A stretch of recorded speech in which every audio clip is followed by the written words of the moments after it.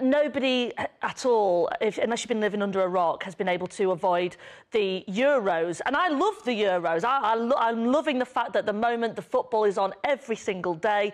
I love watching the football being played at the highest level. What is bugging me, Chris, is everybody's an expert.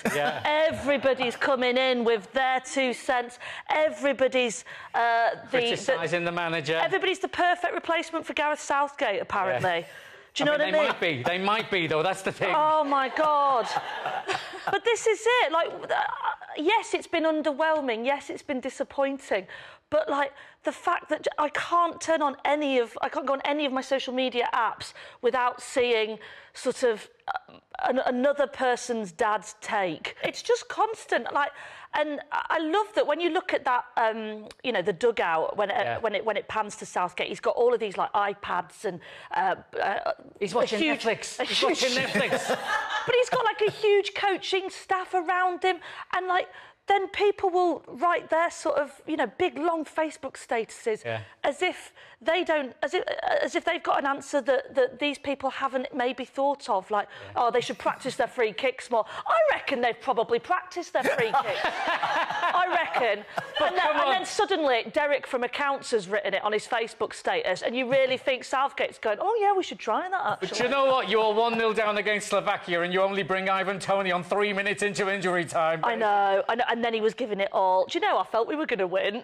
Anyway, last week we had a lady on here last week who said she could predict the future with asparagus, and she'd throw it in the air and it would land how it wanted, and she would read her prediction from the asparagus. She predicted that England were going to win the Euros via asparagus, but she didn't say how tight it would be that we'd even be in the quarterfinals. But I mean, that is insane. That is a sentence that you can only hear on the Chris McCausland Show. I would actually rather a prediction of how England's going come from a woman chucking asparagus in the air than just all these sideline managers. But you like football, don't you, Maisie? And you play for a local team? Well, I do play. It's a lovely... I mean, you must get this, like, it's a weird job what we've got, so it's nice to have something that takes you out of it. And football is that for me. So you've got to be a striker. You look very zippy to me. Very zippy. Yes. Can I have that as in zippy and bungle or speedy? Honestly, speedy. The amount of times you'll scour a review to put on your poster when you go on tour, and actually what we all want to be described as is very zippy, must be a striker. That's going on the next tour poster. Thank you, Tom. She did half an hour, it felt like 20 minutes. That's what you want.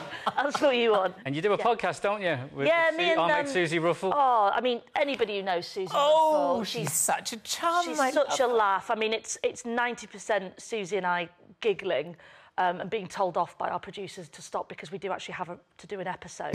But when we do speak, it is about football, mainly the women's game, both sort of WSL and internationally. But it's just such a play. It's the fastest growing sport on the planet at the moment. So many people are enjoying it for the first time. Yes. It's got such a wonderful, positive, inclusive nature as a sport. Yes. So it's just...